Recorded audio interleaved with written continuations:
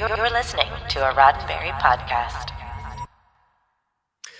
Well, welcome Primarchs and other assembled representatives.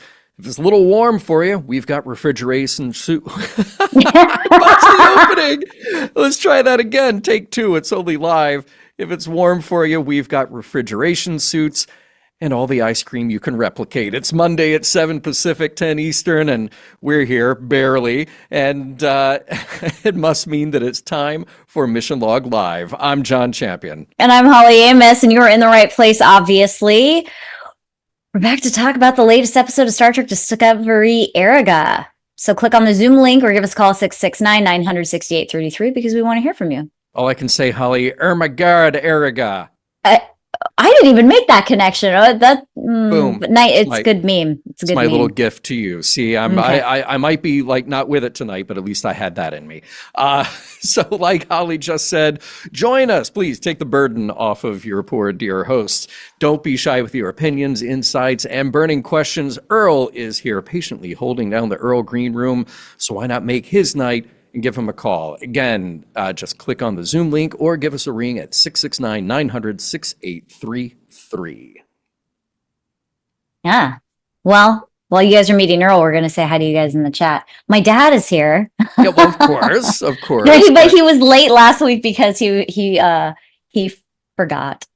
Because he forgot. Well, he didn't forget. He both my parents are retired. Yes. And he just sort of lost track of what day it is. Oh, well, that is one day. I look forward to that day, the day that I lose track of what the days are. So hello to my mother and father who are both watching. Hello to both of you. And hello, Dom, quoting the show already, shady antiquarian archivist. I might not get other words out, but I'll get that out. And, just have to bear with me during the recap. For archivist? Shady antiquarian archivist. Oh, okay. Remember that was Jet Reno's say that 3 times fast, Heather Scott Palm, pleasure to see you, friend. David Takechi, hopefully we'll have some more Davids in there. Davids and Pauls, all of them assembled. Alan dropping in with, hi everyone, it's Breen a while. Yeah. Wow. Yeah, exactly. Carlos is asking if I'm drinking sugar water again. I guess I am. Sure am. Sugar, the sugar from grapes, right? Yeah. Okay. Mm-hmm. Yeah. There you go. Excellent. I'm having tea. But hang on. I'm having tea out of ready for it? Out of a Kaplaz mug. See that? Kaplaz, everybody. Thank you. Hi there, Matthew Simone. Hi there, BC. Even though you're saying Alan Moraine from YouTube, how dare you? There is Carlos indeed. And who else we got? Let's see here. Laura heard that there was a tribble infestation. Yes. So, and we do have a Paul Fecta. Excellent. Glad to see that we've got a Paul Fecta. All right. Well, welcome everybody. Oh, and hi, Jane. Good to see you. Welcome everybody to the show. So this week, big week on Roddenberry Podcast. Of course, you can follow us at podcast.roddenberry.com. Did I get that right, Holly? Did I get that right? Yeah, you should all follow us. Podcast.roddenberry.com. You can subscribe to our content, youtube.com/Roddenberry Entertainment. Like the video you're watching right now. This very video right here. Genealogy is firmly entrenched in Have Gun Will Travel. Make sure you are checking out that show. And by the way, we'll have a little bit more about it later in this episode, but Mission Log the Orville will start their away mission this week. They have shore leave. We have granted Mike and Jessica just a little taste of freedom, and they have the shore leave to go cover all the episodes of Ted, the series, which is streaming on Peacock. And their first guest on the show this week, Wednesday, May 15th, Seth MacFarlane. So you don't want to miss that. And of course, follow ML_the Orville on X, formerly known as Twitter. And of course, follow all the shows over at podcast.roddenberry.com. So I cannot wait for all of you to see what they have in store for Ted, the series. Brought to you by Bear Fight Whiskey. Yeah. Yes. Get that one in, of course. All right. So this week, Erigah, and if you will allow me to stumble through the recap, I will do that. It's a lot happening. There's a lot happening, but I try to condense and kind of move things around. So we'll see how it goes. So Star Trek Discovery, Season 5, Episode 7, Erigah. Well, the Federation has caught up to Maul and Locke, but the Breen have caught up to the Federation. Specifically, Maul was broadcasting an SOS, and the Federation found her first, which eventually lands her and Locke on Discovery in sickbay and securely enclosed in a force field. Welcome back, Lieutenant Nan, who is taking charge on security for this matter. Culber is doing what he can to attend to Locke's wounds, which isn't much since so little is known about Breen physiology. But a lot more could be known, and soon, because the Breen are headed toward Federation HQ at High Warp, demanding to take back the 2 prisoners who are subject of the Erigah. Admiral Vance suggests getting them out of there on Discovery, but Burnham asks for how long they could keep that up. She wins, better to stay and find another solution. So, what's the solution? Against Raynor's objection, T'Rina directs Burnham and Vance to gather information and negotiate. Something may be up with the political unrest among the Breen, and the only way to learn more is from their prisoners that they already have, Maul and Locke. And Burnham figures it out after a little interrogation. Locke is in line for the throne, and his uncle, who is on the way in that battleship, wants it really badly. Locke would rather die. Meanwhile, Stamets and Adira are working on the next clue, something to do with a metal card with a Beta Z inscription, and they'll need Tilly's help to do so. The inscription turns out to be a reference to Labyrinths of the Mind, an old Beta Z text, but they need an original, and it just so happens Jet Reno knows a thing or two about old books. Sort of. She points them eventually to the Archive, which is a kind of space library that hops from location to location every 50 years to protect its collection. Once the Breen arrive, T'Rina is able to stall Primarch Rune at least for an hour while they try to come up with a solution. A little more Breen detail is filled in by Raynor because, you see, he knows a thing or two. His homeworld was overrun by Breen at one point, and the Primarch, Talon, was ruthless. His experience tells him that the Breen cannot be negotiated with, but Burnham sees an angle. When Primarch Rune and his Breen entourage beam over to Federation HQ, Burnham bluffs with a twist on the negotiation.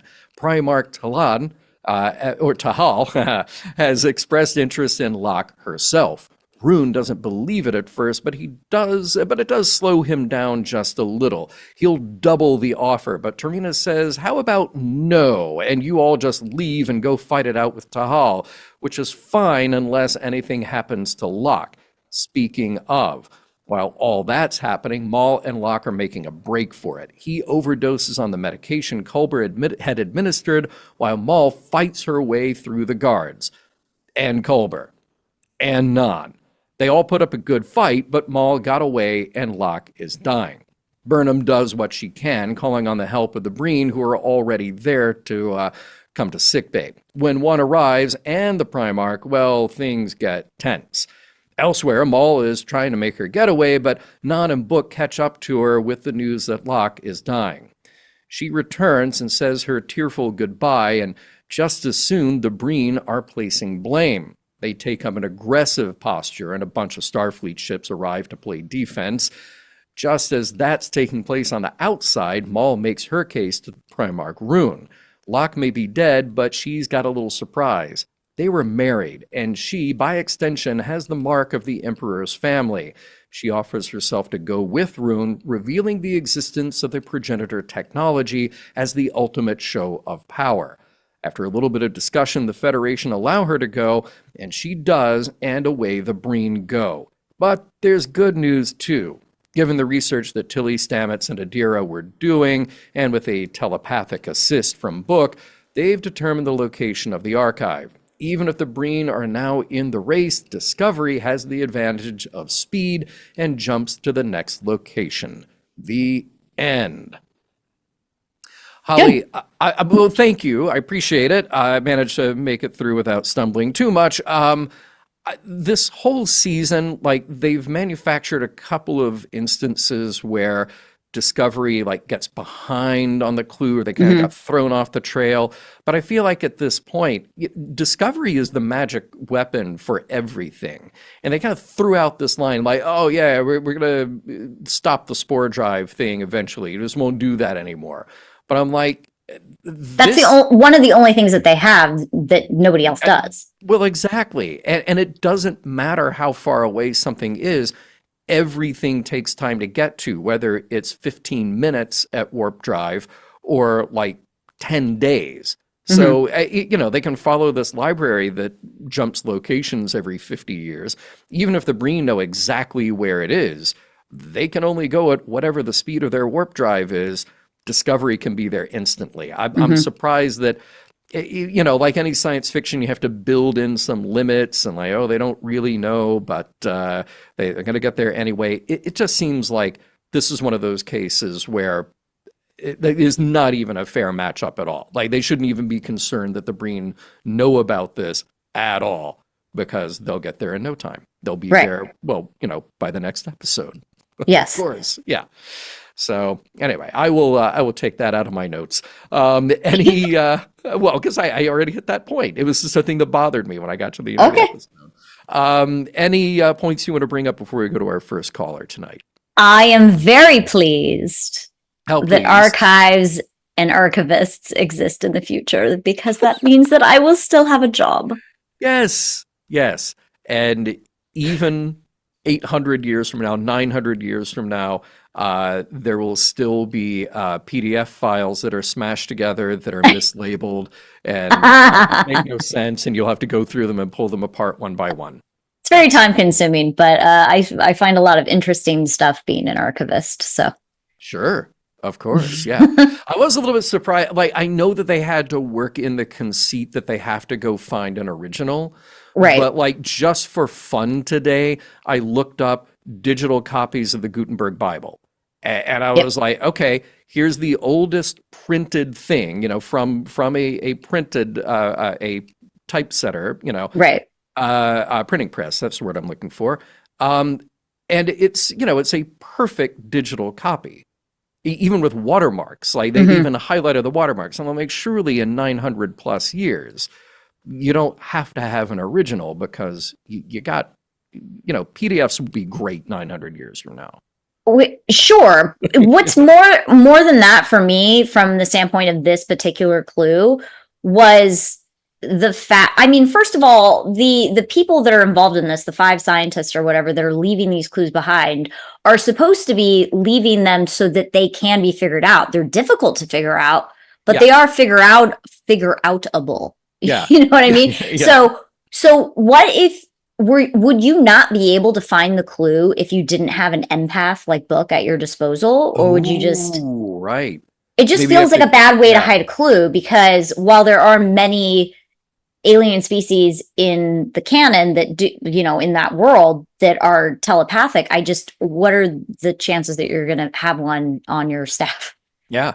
Well, and of course, you also have to make sure that your Trill symbiont is alive for that many hundreds of years. There's a lot of things that could have gone wrong with this plan.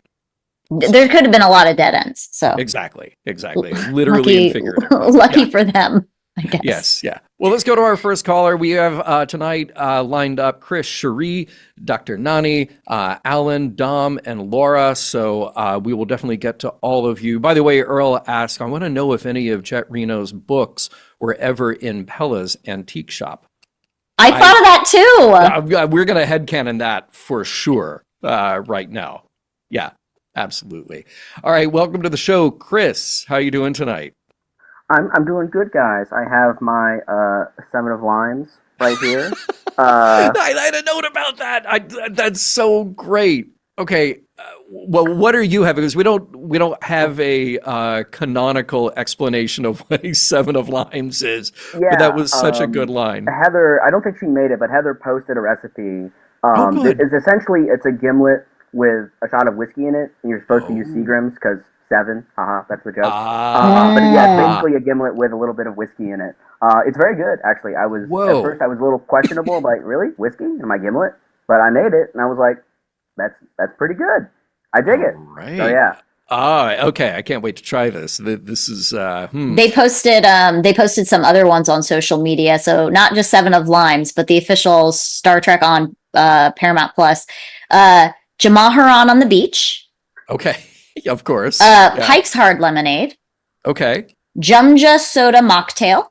Okay, probably And very sweet. Yeah. I think this one's pretty obvious, but I still find it clever. Ketracel White Russian. Okay. By the So way, thumbs up to the social media team at Paramount Plus. very well done. Very. Paul Harvest says 7 of limes for STLV. I do not disagree with you. By the way, Paul T saying I love Holly's Spocko T-shirt. No, this is original Gangster Spock. This is from I think this is from the New York show. Awesome. Mission, yeah. So. Awesome. So Chris, what is on your mind about the show tonight? Yeah, I really, again, broken record, I really liked Rayner this week. I liked that his story sort of embodied this idea that I think has been kind of floating around in, like, the zeitgeist for the past couple of years. This idea that progress isn't necessarily linear, right? You go forward, you go back, like, it's not a direct A to B path. And this week we see him, like, he blows his top in the meeting, but he does the right thing at the end. He opens up to Burnham. He is vulnerable about the occupation, essentially. And so I really like that, even if he's not all the way there, he's learning lessons from being with the Discovery, and he's applying them and learning to be part of the team. So I really like that. I liked that. I mean, I had somewhat mixed feelings about that scene, only because, look, it's just the 4 of them there at the table. It was Vance, Burnham, Rayner, and Tarina. So they're bringing Rayner in for a reason. His opinion should be welcome. And now, granted, they do not have to go along with his opinion, but everything that he's saying is important intel. And I felt like they were kind of premature in shutting him down. They needed to know all of these details. And fortunately, Burnham went back to dig a little bit deeper. I also thought of this. I thought this was a very interesting parallel to the Vulcan Hello. Because if you go way back to the start of Discovery, it was Burnham saying, no, you have to do this because the Klingons don't know anything other than conquest. And if we don't fight back right away, they'll see it as a sign of weakness, and then we're done for. And it was interesting to me to have Burnham at the table listening to somebody say that and I guess be a better Burnham. And do the negotiation thing and dig for more intel rather than go with the gut reaction that Rayner was offering. No, I hadn't considered that, but I really like that. To borrow from the other franchise, it's like poetry, it rhymes kind of vibes there, right? And I hadn't thought, but I really do like that. That's a nice kind of like mirroring going on there. There you go. Not sure they had that in mind, but that was the thing that I picked up anyway. What else? Anything else you want to bring up from the show? Well, I will just play devil's advocate here for a moment. You're like, why can't they just pull up the PDF of the whatever it is? Why do they need the original? Right. Well, have you guys not seen National Treasure? They need to put the lemon juice on, and they need to light it on fire, and there's going to be a code, and et cetera, et cetera, et cetera. So, yeah. That's it. Okay. Is it going to be on the back? It's going to be it's a treasure map on the back of this thing. Yeah. Is that what it is? And it's going to be lemon juice, and Nicolas Cage will be there. And a hair dryer? Maybe. Is that what he used? I think it was lemon juice and a hair dryer. Maybe, yeah. Maybe Nicolas Cage runs the library. Maybe that's the secret cameo. Maybe that's it. Yeah. Well, we just have to wait and see for next week to see if Nick Cage is going to show up, make a little cameo. I love that. Very cool, man. Well, we will jump to our next caller unless you got any final thought. No, that was it. Just wanted to come on, say cheers. Well, cheers to you. I'll do that with tea hold on, tonight, with my sugar water. There you go. All right. There we go. All right. Cheers to you, man, and we'll see you next time. All right. See you guys around. Have a good one. All right. Take care. By the way, Paul Harvest says Nick Cage would be epic. He's a huge Trekkie too. He is. Yeah. So imagine then, as Paul is pointing out here, Nicolas Cage and David Cronenberg in the same show. And I just love this idea. So if Star Trek doesn't make it happen, somebody should make it happen. Carlos saying maybe Seska is in the Badlands. I'm one of my notes is the Badlands are still there. Yeah, well, are they just as bad or are they worse? I mean, they look pretty bad. They did look pretty bad. But it was a cool kind of a shout out to a place we have not seen in a long, long time. So that'll be cool. Yeah, Earl says after the burn, they're the even worse lands. Right. I mean, presumably, as long as we don't find Chakotay in there again. Right. You want none of that. Yeah, I want none of Chakotay. I'm really sorry, you guys. You'll just turn the TV off. You're like, hey, No. All right.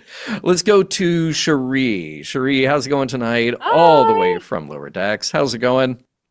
Yeah, well, as the resident librarian, I have to say, yay, Space Library. Yay. Yeah.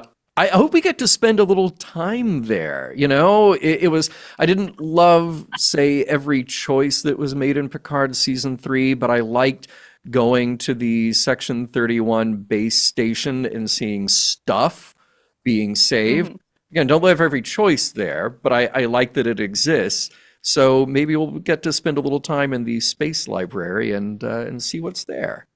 I do have to say, I don't think there'll be library cards though at that point in the future. No. I think like it'll be like a retinal scanner. Yeah, that's what I was. It's going to be a retina scan. I mean, we already like people already think. I'm always constantly having to explain to people when they come to the library, like, I lost my card. Does that mean like you can't find me? And I'm like, we have your information. We just need to get you a new card. It doesn't disappear from the computer just because your card fell on the ground somewhere. It's not how it works.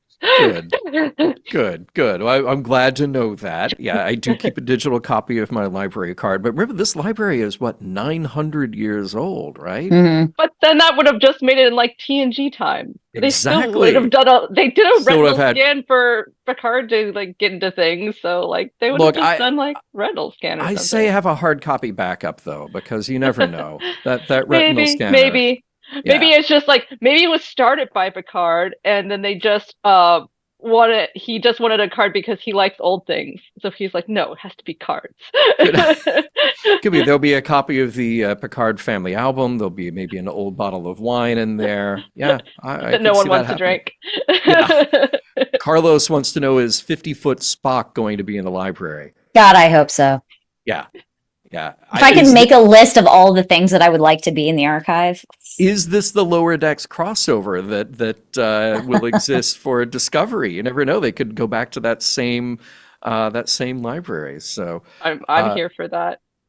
Yeah, I did also want to throw in, you mentioned the Gutenberg Bible, but as I'm sure Holly knows, not everything gets archived. So it could be that this book just wasn't archived. Actually, I have this now headcanon of it's just some like little self-published book by this Betazoid that like she wanted people to read it, so she's like, I'm gonna make it this clue because they have to read it. Nobody wanted to read it, so that's why it never got archived. That's really good. Hide the top secret thing in there, and then you force people to read your, I don't know, book of terrible poetry or whatever it is that you wrote. Earl also says, please let there be a live-action Moopsie in the library. That would be good. And then Michael, by the way, is asking you, Holly. Holly is a Chakotay non-fan? Absolutely. Mark? Wild. I knew there was a reason I liked her. Chakotay is the most useless character. And he's the first one that we see, too, in the pilot, in the Badlands. Yeah. And he just goes on from there and does squat. Yeah. Well, look, he's got a couple of moments, but it's only a couple spread out over 7 seasons. But that's, we'll get to that. Right. So, Cherie, what else is on your mind tonight about our episode? But also, I just wanted to throw in there that I don't want Locke to be dead, but I also don't want them to bring him back to life. So I'm really torn on this. You don't want them to pull a Spock? I feel like they did it last season with Book. Yeah. Like, I actually generally like happy endings. So like when like people were complaining about that, I was like, no, I'm fine. Like, that's cool. But if you can't do it too much. You can't do it too much. Then death, like, I mean, we already know death means nothing in Star Trek, but like, if you do it too much, death really means nothing. And come on. I mean, as an audience member, right? Like you know what happens though, as an audience member, is that you lose any sort of like emotional, because I was like, oh, I feel bad for Maul, and I'm like, no, but I know what's going to happen. And they even said something about it, like, oh, they think that this tool can also, the tech can also be used to bring people back to life. I was like, here we go. Mm-hmm. Because that, I mean, I lose an emotional part of like liking these characters and getting emotionally attached to them if I do that at all. And then like and then I'm like, okay, well, that it doesn't affect me the way that it should. It's like when they die. The only way it works for me is if he's actually just not dead to begin with. If he just somehow tricked them all, that would be fine. Like, well, if he just wasn't dead. I had so many similar thoughts to you, Sherry, and I'm glad that you brought this up, because and it's so funny because somebody in the chat, Patrick, says, someone the other day said, is he actually dead or just Star Trek dead? And I really hope that this one has meaning, that it's true, that there is value and effect that comes from it, and not just, okay, we're chasing this thing and then we reach the magic resurrection machine. I don't want that to happen in this. I also think the other important thing here is that it has some effect on Maul's character, which it has to do. So who will she be at the other end of this? You know, this is all new. It's sudden. She gets whisked away. But what effect has this actually had on her? And will that stick?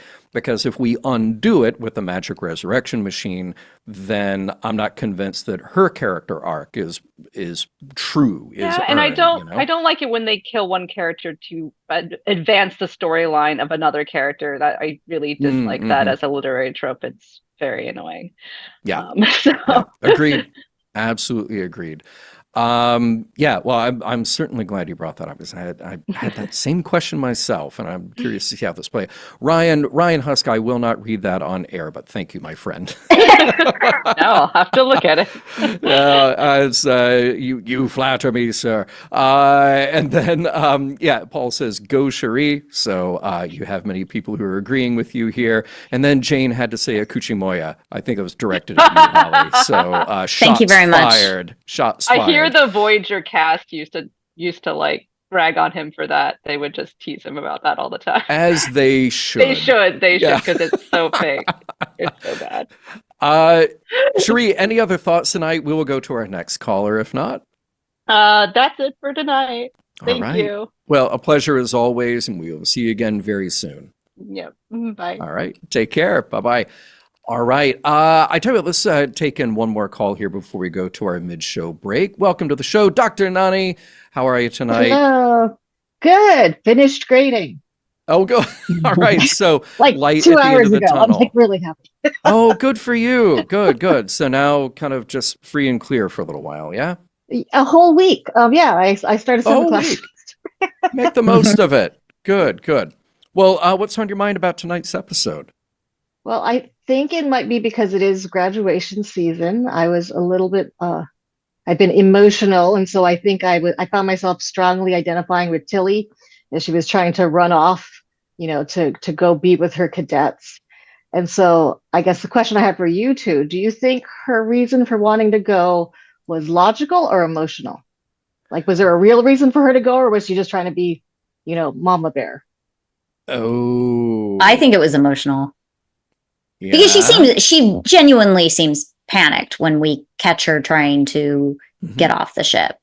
And it seems genuine too, like not like it's an excuse for her own self-preservation.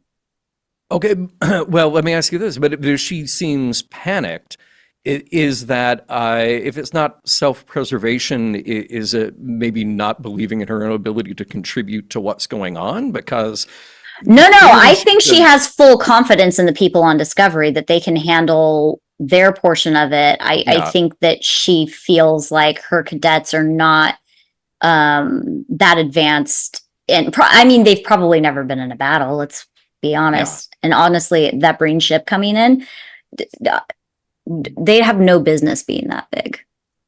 Yeah. Oh, yeah. That's a big ship. Yeah. Well, Dr. Nani, our resident doctor of psychology, what did you think was going through Tilly's mind? And my first reaction was that it was emotional. That she wanted to go and protect her cadets and be there to help them through so they'd have the, I guess, best chance of surviving. Oh no, my blinking again. I think does that sometimes. Sorry. It's okay. We'll deal with it. But then when Stamets reasons with her, he actually reasons with her. He uses logic, and it's what we call a central root processing tactic, and she does it. So it's just like if it had been really emotional, then theoretically he shouldn't have been able to sway her, at least not that easily. She should have been, kind of fighting it more to go be with them. Wait a minute. Rewind just a second. You said it was a central processing tactic.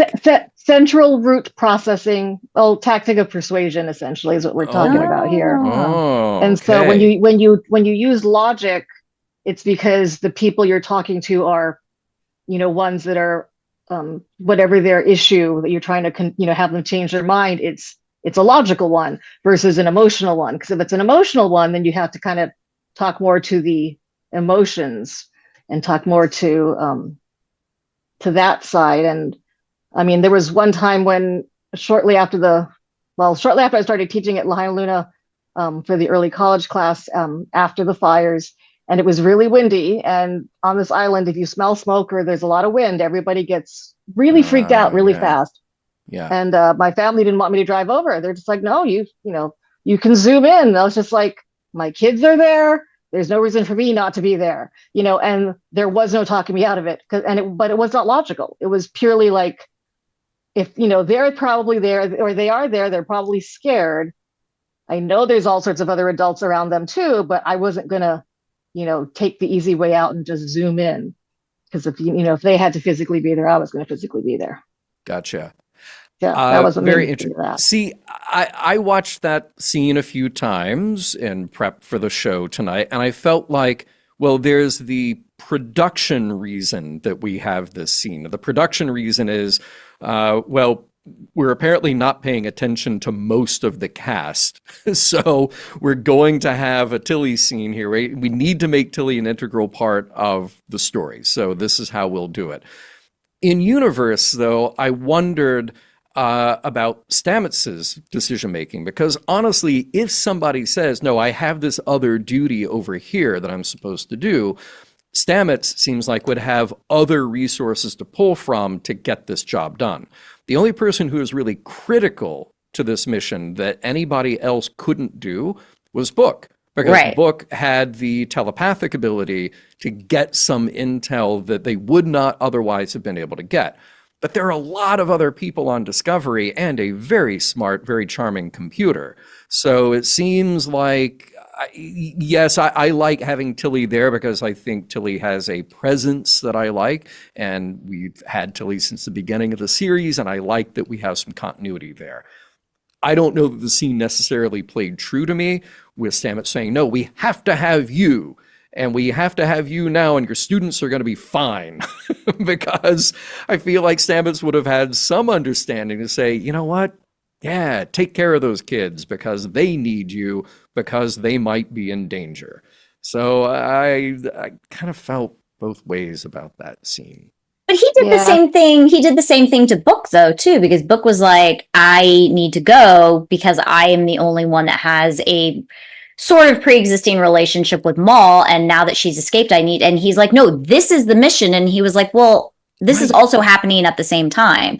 Yeah. So I think Stamets is just hyper focused on the main mission, whereas everybody else is like, there's secondary things that are coming up that we have to solve because we're not going to be able to finish the main mission if we don't handle this stuff as it comes up.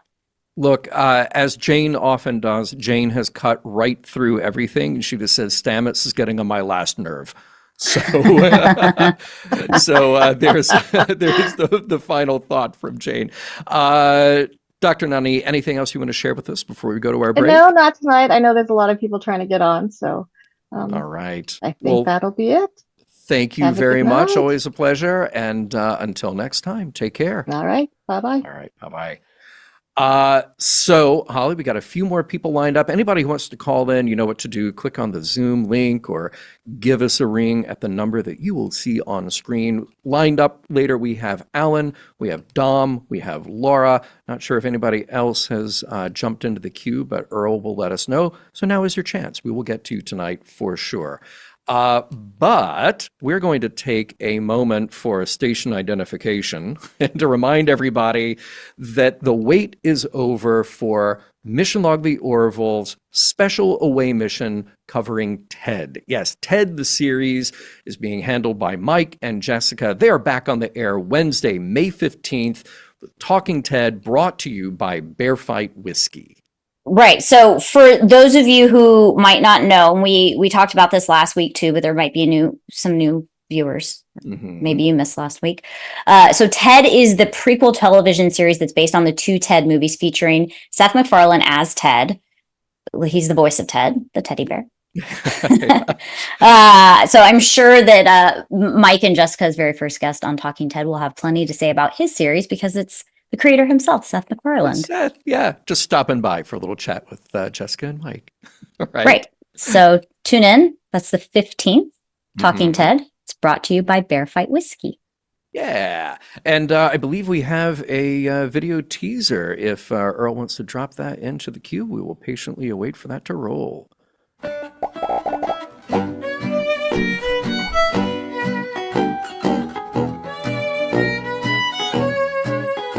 Hey everyone, I'm Jessica Lynn Verdi. And I'm Mike Richards. You might know us from our ventures into space as your hosts of the Roddenberry podcast, Mission Log the Orville. Well, Mike and I have been granted some shore leave, so we're here to talk about Ted, the new series on Peacock by Seth MacFarlane. Bear Fight presents Talking Ted, where we'll chat about the show with the cast and crew, all while responsibly enjoying a bit of Bear Fight whiskey. So be sure to watch Ted the series and then check in with us every week for Talking Ted, presented by Bear Fight. Cheers, Mike. Cheers, Jess. Now, some of you may be, yay, indeed. Well done, everybody. Some of you may be asking yourselves, wait, why is the Orville covering Ted? It's not just Seth MacFarlane, because there's a lot of crossover between Ted and the Orville. It's kind of like a shared universe at this point. So stick around for this short run special series. Enjoy a little bear fight along with it. Paul says, I want to try the whiskey. Well, yeah, you're going to find out how. Yeah. Exactly. So, yes, follow that at podcast.roddenberry.com and on our YouTube channel. And we also, of course, as we do every week, want to remind everybody about what's happening over at the Mission Log Patreon page and Mission Log Discord. There is a lot happening all the time.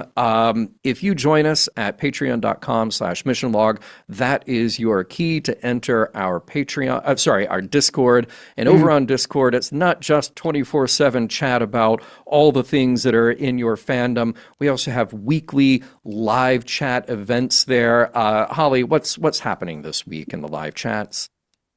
I want to make sure that I pronounce it right. Okay, you got this. I believe in you. Zocalo.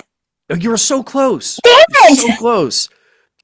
Well, I put emphasis on the wrong thing. Okay, well, you guys know what I mean. The Disco Discord's in there too, international chat, which is now called Voyager. We've got Kon-Tiki, Mission Log After Dark, and then we also have our new James Bond thing. The James Bond thing, by the way, my dad told me that after he found out about that, he started watching the James Bond movies. So cool. Nice. It's having an effect. Nice. Well, Mark is leading those chats every Saturday, Bondatory. So definitely check. We've got, let's see, Goldfinger they did this past Saturday. So you still have time to get in there, you know? So check it out. Thunderball coming up. Thunderball will be next. So check it out, everybody. Always cool stuff happening there. So join us again, patreon.com/missionlog, and that will get you into our Discord. All right, let's get back to discussion of this week's episode of Discovery. And we've got standing by, also from Lower Decks, Alan. How's it going tonight, Alan? Oh, we're doing great. Apparently, the crew behind me has their 7 of limes. Maybe I'll get one later. We'll have to see. You got the recipe now. Yeah, so, I know. Yeah. It should be. I just need the. I've got the recipe. I just need the equipment. Yeah. Yeah. All right. The I believe hardware in you. and the software, if you will. Yes. But yeah. if I may, just very briefly plug for the Discord.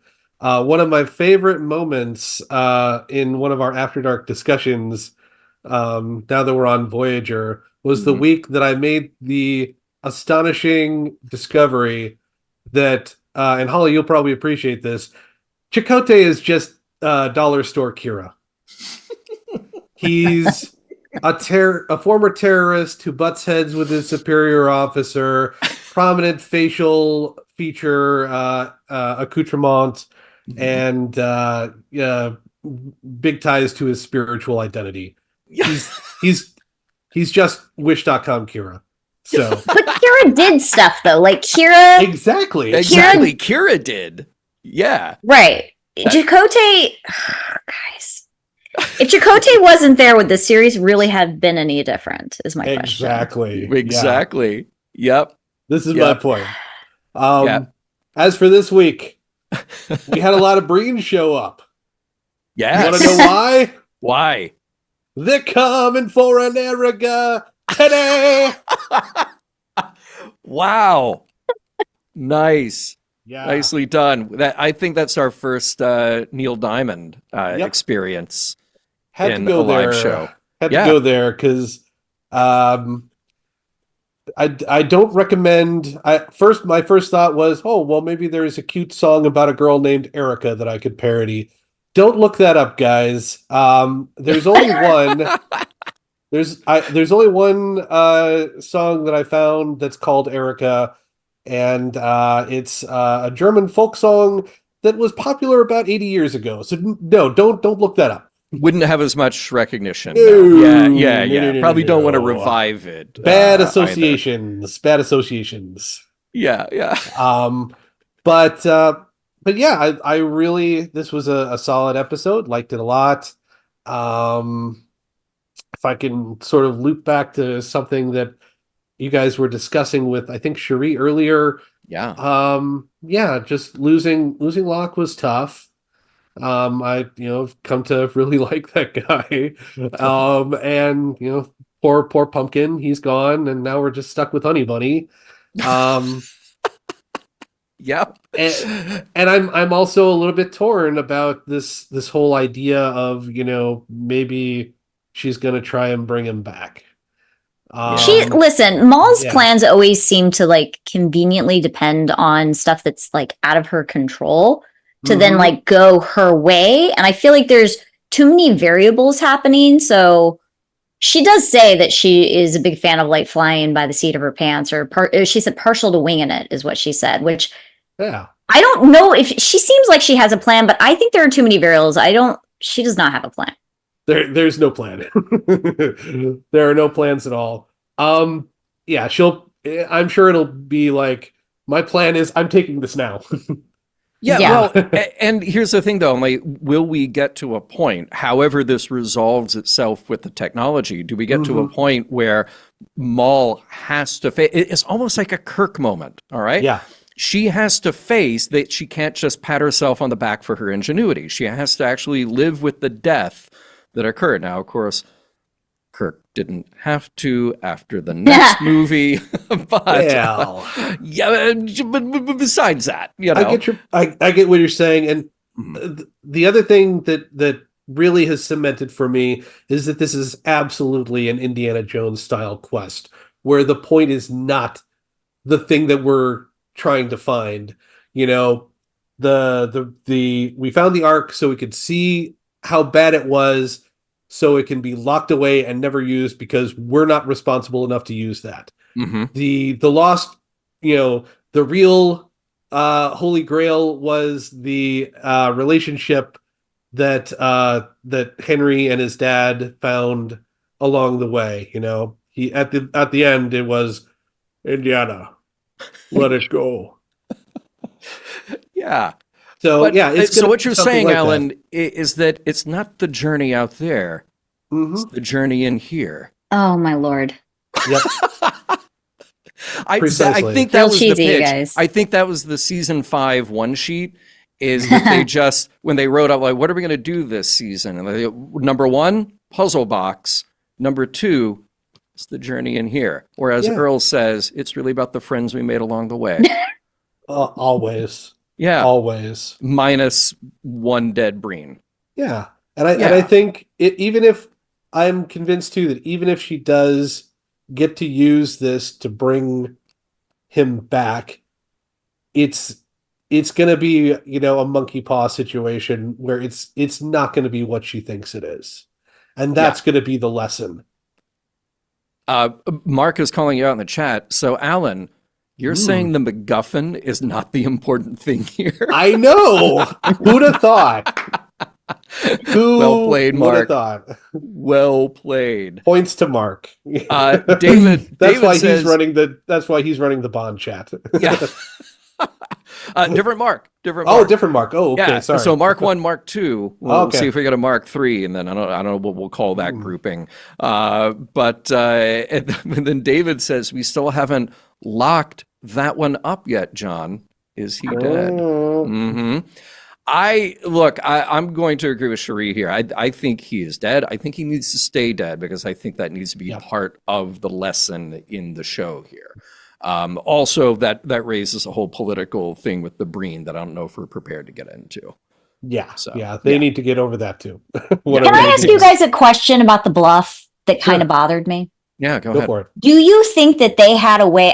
I'm sure they did, but I mean, the Breen are such a question mark to us in a lot of ways that it makes me think that like maybe they didn't. Did they have a way to confirm whether or not Tahal was still alive? Because what if they did that bluff and Tahal was had been killed? Yeah, right. Oops. Yeah, Wow. yeah. So I was like, how did they know that she was? Because Rayner doesn't really talk about how long ago. He doesn't really say how long ago this happened, but I think Rayner's not a young man, right? So, how long ago did that happen? How do we know that she's still alive? Can you imagine if they had bluffed and then the Breen are like, dude, she's been dead for 20 years? Yeah. What if the Breen are? What if Breen is somewhere in Missouri and they're like, show me? Yeah, they were going on a bit of faith there, but I guess we'll just have to see how this plays out. Alan, any other thoughts before we go to our next caller? Yeah, no, just that big ups to our MVP this week, Tarina. She was awesome. And it did sort of bring up another interesting parallel to the first episode from me, just listening to you talking earlier, because in that the whole point of the Vulcan hello is you shoot when you see them. Yeah, right. And in this case, it's very much the opposite. So times change, people change, and hairstyles change. Maybe maybe now that they're in Navarre, things are a little bit more chill. Yeah, indeed. So. Well, thank you very much, Alan. Appreciate it as always, and we will see you again soon. Absolutely. Have a good one, guys. All right, take care. Bye-bye. Now, I believe joining us all the way from a Playmates circa 1991 bridge set is Dominic. Dom, how you doing? I'm doing good. Listen. Did I get that right, by the way? Nothing wrong with German folk music. Come on. Came prepared with props, of course. Yes. I had to go get it off the wall when Alan was dissing German folk music. You knew right where to go. Yeah, but German folk music from 80 years ago probably questionable. Hits differently now. Yeah. I know it's great. And in all seriousness, it's also bad. It's campy and fun. You were talking about faith, and then you were talking about the friends we made along the way, and heart, and now I've got faith of the heart. Oh, you're welcome. It's a whole enterprise thing. Uh-huh. Oh, Holly, it's Zocalo. Zocalo. Guys, I just stressed the wrong syllables. I tried real hard. Never get it right. It's a bit now, and I love that's going to be my bit now. And then I'm going to start getting it right, and it's gonna. No one's going to want that. The irony. Commit to the bit. Exactly. It's funny. I've been loving this season, and I love disco, and I like that they're doing things differently. I love the representation. I like that there's more humanity and thoughts about healing. We've been talking about this a lot in our After Dark. So get on the Patreon, get on the After Dark. Yeah. There's a plug for you from me with Thank love. you. Appreciate it. We owe you $5. It's funny. I'll give you my Venmo. In this episode, I was a little bit down on Book, and someone was praising Book earlier, and a little down on Rayner here. I was thinking that Rayner was like Styles in this episode. Imbalance of Terror with his xenophobic, his leaps of xenophobic comment. Yeah. And, it's hard, but he's, hardened activist, Starfleet, he was a captain. He's now second in command. I've had too much coffee in the green room. He should have told, Burnham before the meeting his secret intel. I know it's hard to talk about. I know that Disco's dealing with people that have post-traumatic stress. It's really hard for Rayner to talk about, but it's really important because of what's at stake, what's always at stake. Well, and that's it. They were so look, he came in hot because of his really experience. Did. Yeah. They were so dismissive though. Like, well, you're just being xenophobic. Sure. He was. He also has a story to tell. And yeah, granted, he probably should have bent Burnham's ear before they went into that meeting, or maybe there were pieces of this that he could have revealed because they've already encountered the Breen, or at least, put the pieces together about the Breen being a part of the story. So it seemed a little weird that, like, okay, here's the one guy who has an experience, who can tell us something, but we're already telling him to shut up. Listen, at what point though does the Starfleet order jump in and say, like, he actually can't be involved because he's emotionally compromised by this whole situation? Like, he's too close to it. Sure. So great. He's had a unique experience that nobody else has had, and it explains the way that he's acting. But at what point does that become a thing? Yeah. Now, it's a good point. By the way, did that play to either of you a little bit like Captain Shaw in the holodeck on the Titan, talking about his experience with the Borg? A little bit. Because we talked about this before with, okay, what is Rayner's arc going to be? He's a guy who comes in gruff, and he's a jerk to everybody, and we're like, wow, why is he so terrible? And now we get this really emotional backstory about him and his world being devastated, and that is what humanizes him for all of us. Go like, oh wow, wait, we need to understand where he's coming from, and the value that his experience brings to this. And then I just kind of had a flashback to that moment of Shaw sitting in the holodeck 10 forward, or the 10 forward holodeck version in the Titan, saying like, yeah, let me tell you my experience with the Borg and why I'm angry and cold toward Picard. Well, I mean, you could say the same thing about Sisko. Absolutely. Yeah. Yeah. What are you going to say about Cisco? There's Kara. Listen, I love Cisco. He's my captain. I have nothing against Cisco. No, we gotta here. With Rayner, real quick, it's been a journey. I was not with him. I was not with him when he started because of what he did to Starbuck on Battlestar Galactica. I was holding a grudge from another series. And I started to like him, and here was a little bit of a dip. And now you're all right. He did have the secret information that they needed, and also they're kind of like Klingons. They do war to expand. They're very into genocide, and they needed that knowledge. So I get all that, but he was like, never trust a Breen, no matter. It doesn't matter when they're trying to figure out the motives. He just says a lot of stuff that made me think of Styles. Yeah. But moving on to Locke, or not Locke, moving on to Book. There was a little bit of Book just showing up in different scenes and needing to be in the A plot, and it's like, and also Stamets is constantly trying to get people to do Star Trek, and they don't just want to leave. And it's funny that Book is just like, he's involved in it, but then there's this A plot calling him, and he's like, I gotta go. There's an A plot. I need to get into that. I'm booked. It's okay. You took the words right out of my mouth and made them better, because my complaint Yeah, I get it. Like there's the telepathic, empathic power that we needed to connect the dots on this clue.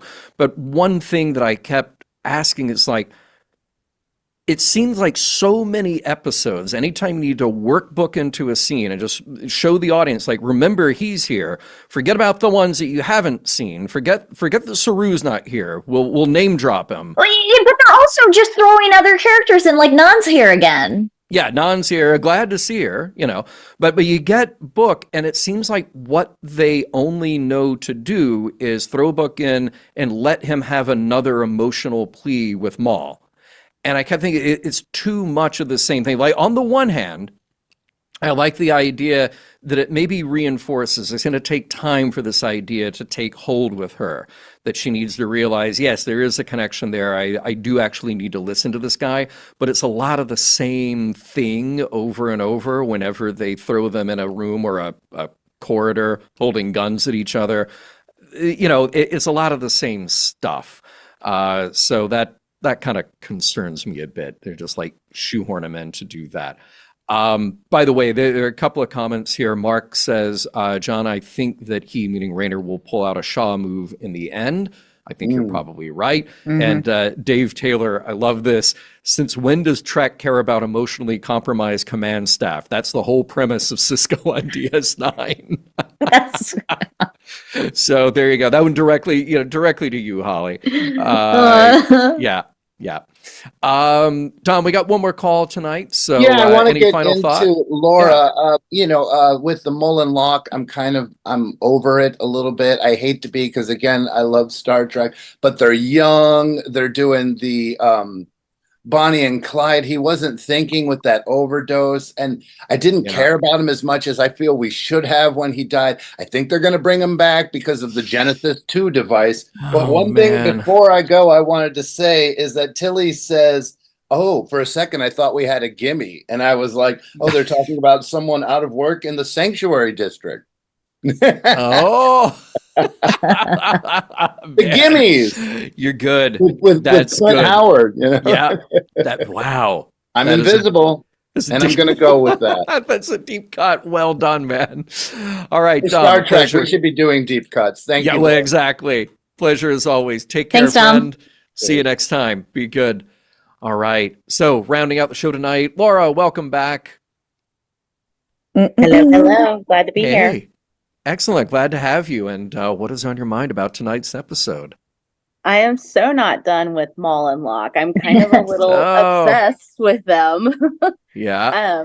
So like I've got like this theory, and I don't think I'm the only one, that Maul may be pregnant. Whoa. I just threw it out there. Do we know if we can procreate with Breen? Well, I mean, the thing is out. I'm thinking, why would the Breen take her at all? Why would they just not say Bobby? Just because they're married, like she has to have his offspring that also will have a claim to the throne? Well, then the other thing that led me to think, lead me to this theory, was the talk about Maul having some kind of biometric cloaking device in her body. That Zora said something about it. So she's not only hiding herself because she's on the run, she's hiding herself because, and so I'm just assuming the Breen already knew she was pregnant and they didn't know they were married or whatever, didn't assume it was Locke's child because they didn't care about her. She's not Breen.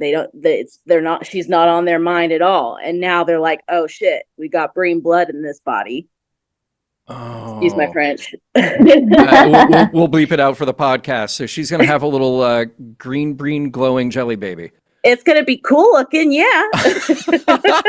And maybe the hair when it grows up, she's going to be like a assassin or something. Oh, wow. Acid blonde Breen. This is interesting. Okay. I had not even thought about that. I was thinking, I was trying to game this out to figure out what is Maul's arc, what is her journey here.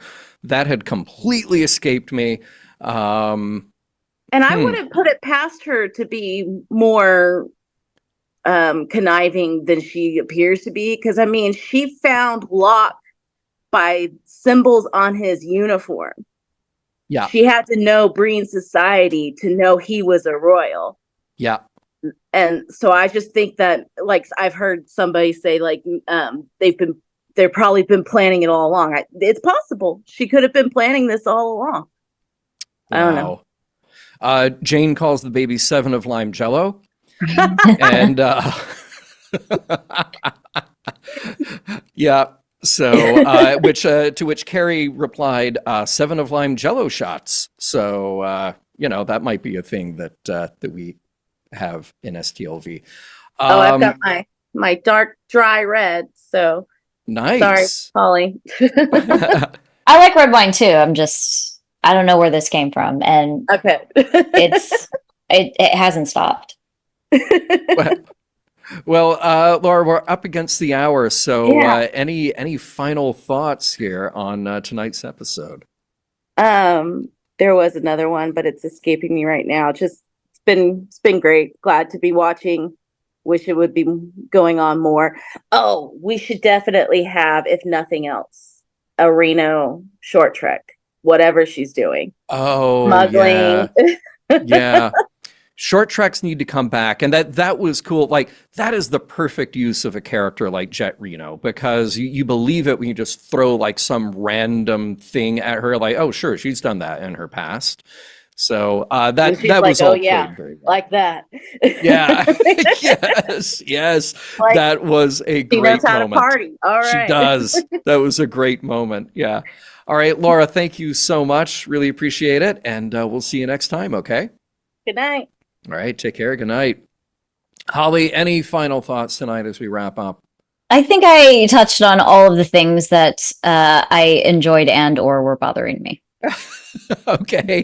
I think the only things I didn't get to shout out to Action Culber. I mean, look, we knew that Maul was going to absolutely wreak havoc in there, but everybody got in some good shots. And by the way, that action scene, that fight scene in sickbay was shot really well. The camera work was wild. I went in, I was doing freeze frame like second to second to see how they did that, because it was knockout. I would love to know how they pulled off some of that stuff. But Action Culber, loved him. And by the way, a shout out to the Mitchell, named one of the ships. The Mitchell. Oh yeah. Also, the Beta Z scientist is named for Marina Sirtis. Oh, okay. I wondered about that. Her name's Marina. Yeah. Excellent. All right. Well, with that, Mission Log Live is produced by Roddenberry Entertainment. Technical production on Mission Log and Mission Log Live by the inadmissible Earl Green. Be sure to visit podcast.roddenberry.com for the latest from Roddenberry Podcasts. If you would like to support us directly, give us a look at patreon.com/missionlog. Thank you to everyone who joined us live or later. We look forward to seeing you all for Discovery Episode 8, Labyrinths, next week.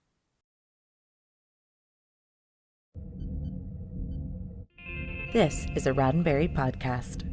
For more great podcasts, visit podcast.roddenberry.com.